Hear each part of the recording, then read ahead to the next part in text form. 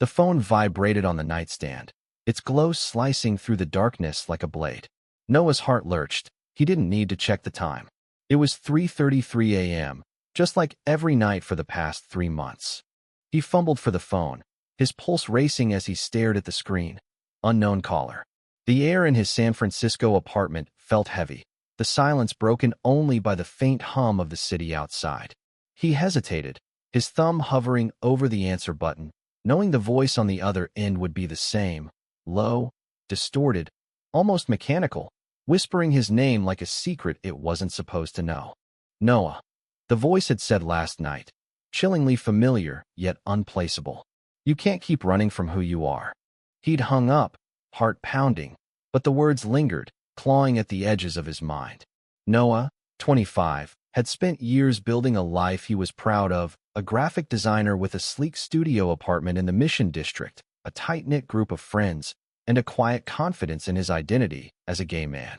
Growing up in a small, conservative town in Idaho, he'd fought hard to escape the weight of judgment, to carve out a space where he could be unapologetically himself. But these calls, relentless and cryptic, felt like a tether yanking him back to a past he'd buried. Tonight, he pressed answer and held the phone to his ear, his voice steady despite the tremor in his chest. Who is this? What do you want? A pause, then the voice, slow and deliberate. You'll understand soon, Noah. It's time to come home. The line went dead. Noah sat up, the sheets pooling around his waist, his breath shallow. Home. The word felt like a bruise. Home was a place of slammed doors, raised voices, and a father who'd called him an abomination when he came out at 17. Home was the reason he'd left and never looked back. He swung his legs over the bed, the hardwood cold against his bare feet, and padded to the window. The city sprawled before him, a glittering maze of lights and possibility. San Francisco had been his sanctuary, a place where he'd found love, purpose, and a community that embraced him. Yet these calls, like ghosts, stirred a dread he couldn't shake. The next morning, Noah sat at a corner table in a bustling cafe, nursing a latte as he sketched on his tablet. His best friend, Mia, slid into the seat across from him, her dark curls bouncing as she leaned forward. You look like hell, she said, her tone teasing but her eyes sharp with concern. Thanks, Noah muttered, forcing a smile. Mia had been his rock since they met at art school, her fierce loyalty a constant in his life. He hesitated, then told her about the calls, their eerie precision, the cryptic messages, the way they seemed to know too much. Have you tried tracing the number? Mia asked, her brow furrowing. It's always blocked, Noah said, rubbing his temples. I've checked with my carrier, the police, nothing. They can't do anything unless there's a direct threat. Mia leaned back, her lips pursed. This feels personal, Noah. Like someone's trying to mess with you. What about your family? Could it be someone from back home? Noah's stomach twisted. His mother had passed when he was 10, and his father, Richard, had never reached out after Noah left Idaho. His older brother, Caleb, had been his only ally, but even Caleb had stayed behind, tethered to the family farm. No way, Noah said, shaking his head. Caleb wouldn't do this. And my dad, he made it clear he was done with me. Mia reached for his hand, her grip warm and grounding. You don't have to face this alone, okay? We'll figure it out. That evening, Noah met Ethan at a rooftop bar overlooking the bay. Ethan, 26, was everything Noah hadn't known he needed. Kind, witty, with a smile that could unravel him in seconds. They'd been dating for 6 months, and every moment with Ethan felt like a rebellion against the shame Noah had carried for so long. You're quiet tonight, Ethan said, his blue eyes searching Noah's face as they leaned against the railing, the city shimmering below. Noah hesitated, then told him about the calls. Ethan's jaw tightened, his hand finding Noah's. This is harassment, Noah. You don't have to put up with it. I know, Noah said, his voice barely above a whisper. But it's like they're trying to tell me something. Like there's something I'm missing. Ethan pulled him close, his arms a steady anchor. Whatever it is, we'll face it together. You're not alone in this. The words warmed Noah, but as they stood there, the wind carrying the scent of the ocean, his phone buzzed in his pocket. He froze, dread pooling in his gut. It was 3:33 a.m. again. He hadn't realized how late it had gotten. He pulled out the phone, the screen glowing with unknown caller. Ethan's eyes narrowed. "Don't answer it," he said, but Noah's thumb was already on the button, driven by a need to know. "Hello." Noah's voice trembled. "Noah." The voice rasped, colder this time. "You can't hide forever. He needs you." The call ended, leaving Noah staring at the phone, his heart hammering. "He needs you," he repeated, the words echoing in his mind. Who was he? And why did the voice feel like it was reaching into his soul? Noah barely slept that night, the words "he needs you" looping in his mind like a broken record. By morning, his apartment felt too small, the walls pressing in as he paced, his phone clutched tightly. He needed answers, but the calls offered only questions, each one sharper than the last. At work, his design projects blurred into a haze of colors and shapes. His boss, Priya, noticed his distraction and pulled him aside. "Noah, you're off your game," she said, her tone gentle but firm. "Everything okay?" He wanted to tell her, to spill the weight of the past few weeks, but the words caught in his throat. Instead, he nodded, forcing a smile. "Just a rough patch. I'll get it together." Priya didn't push, but her skeptical look lingered as he returned to his desk. Noah opened his laptop, his fingers hovering over the keyboard. On impulse, he typed his father's name into a search engine. Richard Harper, Idaho. He hadn't looked up his family in years, hadn't wanted to. The results were sparse, a few mentions of the family farm, an old obituary for his mother, nothing recent. Then, a small article from a local Idaho paper caught his eye. Harper Farm faces foreclosure. His breath hitched. The farm had been his father's pride, the heart of their family's legacy. Caleb had stayed to help run it. But the article mentioned mounting debts and a failed harvest. Noah's mind raced. Could this be connected to the calls? Was his father desperate enough to reach out after all these years? He closed the laptop, his hands trembling. The idea of his father, the man who disowned him, needing him now felt like a cruel twist of fate. But the voice hadn't sounded like Richard's, too distorted, too strange. And why the secrecy? That evening, Noah met Mia at a diner, the neon sign outside buzzing faintly. He told her about the article, his voice low to avoid the curious glances of other patrons. "I don't know what to do," he admitted. "Part of me wants to ignore it, but what if it's Caleb? What if he's in trouble?" Mia stirred her coffee, her expression thoughtful. "You haven't talked to Caleb in, what, 5 years? Maybe it's time to reach out, just to be sure." Noah nodded, but the thought of calling his brother felt like stepping into a minefield. Caleb had been the only one to hug him goodbye when he left, whispering, "I'm proud of you," as their father glared from the porch. But distance and time had eroded their connection, and Noah wasn't sure where they stood now.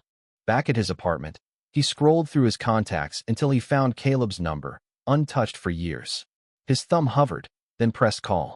It rang once, twice, then went to voicemail. Caleb's familiar drawl filled the line. "Hey, it's Caleb. Leave a message." Noah's voice cracked as he spoke. "Caleb, it's Noah. I don't know if you're okay. I've been getting these weird calls, and I saw something about the farm. Just call me back, okay?" He hung up, his chest tight. The silence that followed was deafening, broken only by the distant wail of a siren. He glanced at the clock, 3:15 a.m. His stomach knotted. 18 minutes until the next call. When it came, right on time, Noah answered without hesitation. "Who's he?" he demanded, his voice sharp. "What do you mean he needs me?" The voice chuckled, a low, eerie sound. "You're getting closer, Noah. But you're not ready yet." "Ready for what?" Noah snapped, but the line was already dead. He threw the phone onto the couch, frustration boiling over. He was done waiting, done being toyed with. The next day, Noah called in sick and booked a flight to Boise. He hadn't set foot in Idaho since he was 17, and the thought of returning made his skin crawl. But the calls, the article, the mention of it all pointed back to the place he'd sworn never to go. Ethan tried to talk him out of it, his voice gentle but firm. "You don't owe them anything, Noah. You don't have to do this." "I know," Noah said, zipping up his suitcase. "But I need to know who's doing this. And why." Ethan pulled him into a hug, his warmth a fleeting comfort. "Just be careful, okay? And call me every day." Noah nodded, his throat tight. As he boarded the plane, the weight of his decision settled over him like a storm cloud. He was flying back to a past he'd fought to escape, chasing a voice that knew too much, and the answers, if they existed, might break him all over again. The Idaho air hit Noah like a memory, crisp, earthy, laced with the scent of pine and regret. He rented a car at the Boise airport and drove toward his hometown, the rolling hills and endless fields stirring a mix of nostalgia and dread.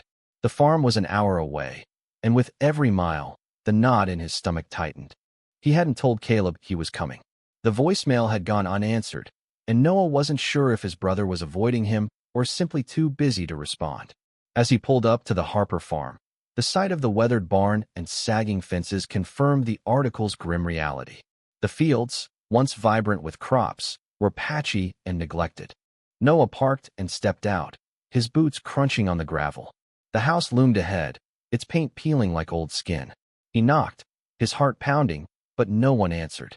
He tried the door, unlocked, and stepped inside. The air was stale, heavy with the ghosts of his childhood. "Caleb," he called, his voice echoing. "Dad." A creak came from the kitchen.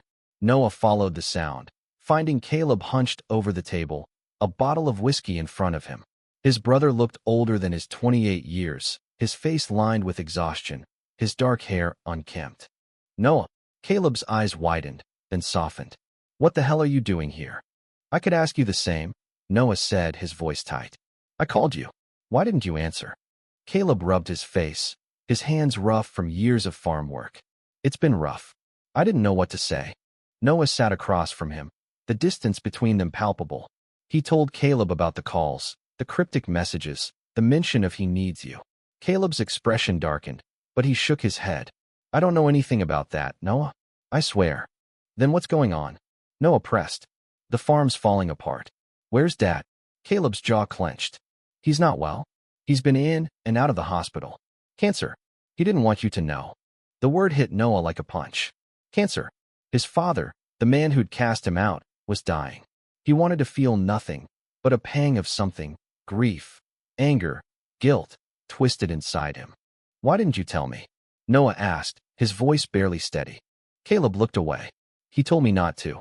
Said you'd made your choice when you left." Noah's hands balled into fists. "That's not fair, and you know it." "I know," Caleb said quietly. "I'm sorry, Noah. I should have reached out. I couldn't." The brothers sat in silence, the weight of years unspoken pressing down. Noah wanted to ask more, to demand answers, but his phone buzzed in his pocket. He froze. It was 3:33 a.m. Caleb's eyes flicked to the phone. "That one of your calls?" Noah nodded, his throat dry. He answered, his voice low. "Who is this? What do you want from me?" The voice was clearer this time, less distorted. "You're home now, Noah. Go to him." The call ended. Noah's hands shook as he looked at Caleb. "I need to see Dad." Caleb hesitated, then nodded. "He's at St. Luke's in Boise. I'll drive you." The hospital was a blur of white walls and antiseptic smells. Noah's heart raced as they approached his father's room. Richard lay in the bed, frail and hollow, a shadow of the towering man Noah remembered. His eyes, still sharp, met Noah's, and for a moment, neither spoke. "You came," Richard said, his voice raspy. Noah swallowed hard. "I didn't want to, but I'm here." Richard's gaze softened, just slightly. "I didn't think you would." They talked, haltingly at first. Richard admitted to the farm's struggles, his illness, his pride that had kept him from reaching out. But when Noah asked about the calls, Richard's face clouded with confusion. "I don't know anything about that," he said. Noah left the hospital with more questions than answers, his mind spinning. If his father wasn't behind the calls, who was? And why were they pulling him back to a place he'd sworn never to return? Noah stayed in Idaho longer than he'd planned, crashing on Caleb's couch in the farmhouse. The days blurred into a tense routine, visiting their father, helping Caleb with what little work the farm still demanded, and waiting for the inevitable 3:33 a.m. call. Each night, the voice grew clearer, its messages more urgent. "He's waiting, Noah. Don't let him down." The words gnawed at him, but Richard's denial rang true. Noah began to suspect someone else, someone who knew his past, his pain, his family. He scoured his memories, thinking of old friends, neighbors, anyone who might hold a grudge. But no one fit.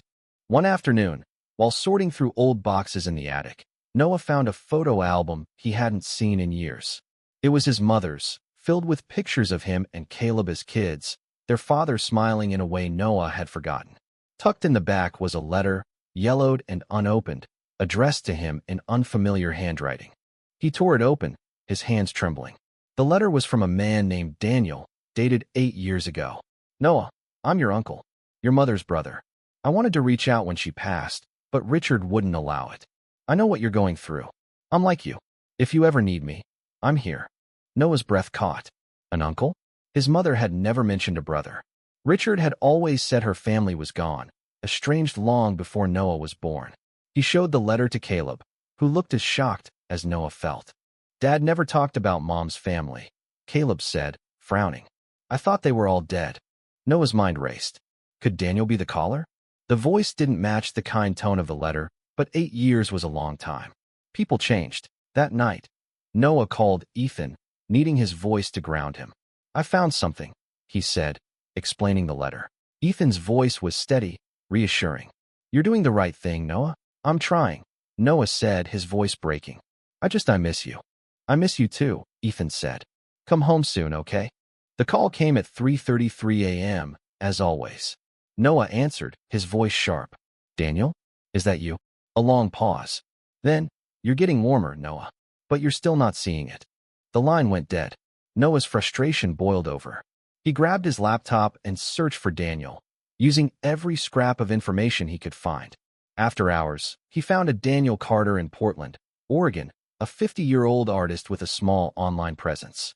The photo showed a man with kind eyes and a familiar smile, like his mother's. Noah called the number listed on Daniel's website, his heart pounding. A man answered, his voice warm but cautious. Hello. Is this Daniel Carter? Noah asked. Yes. Who's this? Noah Harper. I think you're my uncle. The conversation that followed was a flood of emotion. Daniel explained how he'd been cast out by his own family for being gay, how he'd tried to reconnect after Noah's mother died, only to be shut out by Richard. I wanted to know you, Noah, Daniel said, his voice thick. But I didn't know how to reach you without causing more pain. Then why the calls? Noah asked, his voice trembling. Why torment me? Daniel sounded confused. Calls. Noah, I haven't called you. Noah's stomach dropped. If it wasn't Daniel, then who? He thanked his uncle, promising to stay in touch, and hung up, his mind spinning. The calls weren't just about his past. They were about something deeper, something he was still missing. Noah's days in Idaho became a tightrope walk between hope and dread. He visited his father daily, their conversations stilted but softening with each passing day. Richard's illness had stripped away his armor, revealing a man wrestling with regret. I was wrong, Richard said one afternoon, his voice barely above a whisper. I didn't know how to handle you being you. The words hit Noah harder than he expected, cracking open a wound he'd thought long healed. He nodded, unable to speak, and left the room before the tears came. Back at the farm, Noah threw himself into helping Caleb, desperate for a distraction. They worked side by side, mending fences and clearing debris, their silence companionable but heavy. Caleb opened up about the farm's collapse, the debts piling up, the pressure to keep it alive for their father's sake. You didn't have to stay, Noah said one evening, wiping sweat from his brow. You could have left, like me. Caleb shrugged, his eyes distant. This place is all I know. And Dad, he's all I had. The calls continued, relentless. Each night, the voice pushed Noah closer to the edge, its messages cryptic but piercing. You're almost there, Noah. He's counting on you. Noah began to suspect the calls were tied to the farm itself. He dug through old records, property deeds, anything that might hold a clue. In a dusty file cabinet, he found a letter from a lawyer, dated 6 months ago, mentioning a lien on the farm tied to an unpaid debt. The creditor's name was unfamiliar, Elliot Vance. Noah searched online, his heart racing. Elliot Vance was a local businessman, known for buying up struggling farms and turning them into commercial developments.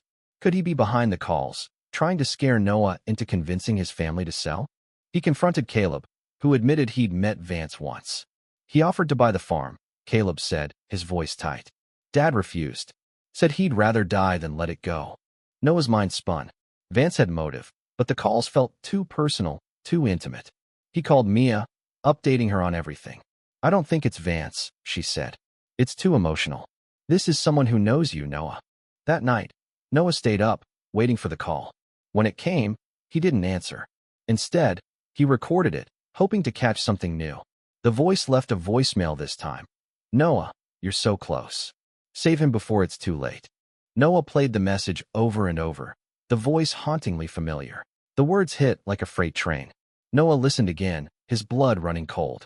The cadence, the inflection, it was his own voice, distorted but unmistakable. How is that possible? He whispered, his hands shaking. I don't know, Mia said. But you need to figure this out. Now. Noah couldn't sleep, his mind racing.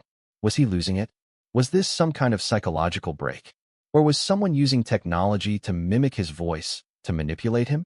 He needed answers, and he needed them before the calls destroyed him. Noah's world tilted as he grappled with the revelation. His own voice, twisted and haunting, calling him every night. He spent the next day researching voice manipulation, deepfakes, anything that could explain it. The technology existed, but it required access, recordings of his voice, personal details, a motive. He confided in Caleb, who looked as shaken as Noah felt. This is insane, Caleb said, running a hand through his hair. Who would do this? And why? Noah didn't have an answer, but he couldn't shake the feeling that the calls were leading him somewhere. He visited his father again, searching his face for any hint of deception. Richard was weaker now, his breath shallow, but his eyes held a clarity Noah hadn't seen before. I don't know who's doing this to you, Richard said, gripping Noah's hand. But I'm glad you're here. I want to make things right. Noah's throat tightened. I want that too, Dad. That night, Noah set a trap. He left his phone on, connected to a recording app, and waited. At 3:33 a.m., the call came. He answered, his voice calm. I know it's my voice. Tell me who you are. A long silence, then a laugh, his laugh chillingly distorted. You're ready now, Noah. Check the attic. The line went dead. Noah's heart pounded as he grabbed a flashlight and climbed to the attic, Caleb trailing behind. They searched through boxes, old furniture, until Noah found a locked trunk he'd never seen before. Caleb pried it open, revealing a collection of tapes, letters, and a small recorder. The tapes were labeled with dates, starting from when Noah was 17. He played one, his breath catching as his own voice filled the room. Not distorted, but raw, angry, tearful. It was him, the night he came out, pleading with his father to understand. Oh my God, Noah whispered. He recorded me. Caleb's face paled. Dad? Why would he? They found a letter in the trunk, written in Richard's shaky handwriting. It detailed his guilt, his fear, his inability to accept Noah's truth. He'd recorded that night, unable to let go of his son's pain, and later used the tapes to create the calls, hoping to draw Noah back before it was too late. Noah's knees buckled. His father had been the caller, using voice manipulation to mask his identity, driven by a desperate need to reconnect. The cryptic messages, the urgency, it was Richard's way of begging for forgiveness without knowing how to ask. They confronted Richard the next day. He admitted everything, tears streaming down his face. I didn't know how to reach you, he said. I thought if I could get you here, maybe I could fix what I broke. Noah's anger flared, but it was drowned by a deeper ache. I forgive you, Noah said, the words heavy but true. But you should have just talked to me. Richard nodded, his hand trembling in Noah's. I know. I'm so sorry, son. Noah stayed in Idaho until his father passed, 2 weeks later. The funeral was small, but Noah felt a peace he hadn't expected. He reconnected with Caleb, promising to visit more, and called Daniel, planning a trip to Portland to meet his uncle. When he returned to San Francisco, Ethan was waiting at the airport, his smile brighter than the California sun. Noah fell into his arms, the weight of the past finally lifting. The calls had stopped, and though the scars remained, Noah knew he was stronger for it. He'd faced his ghosts, found his family, and learned that love, messy, painful, and real, could heal even the deepest wounds.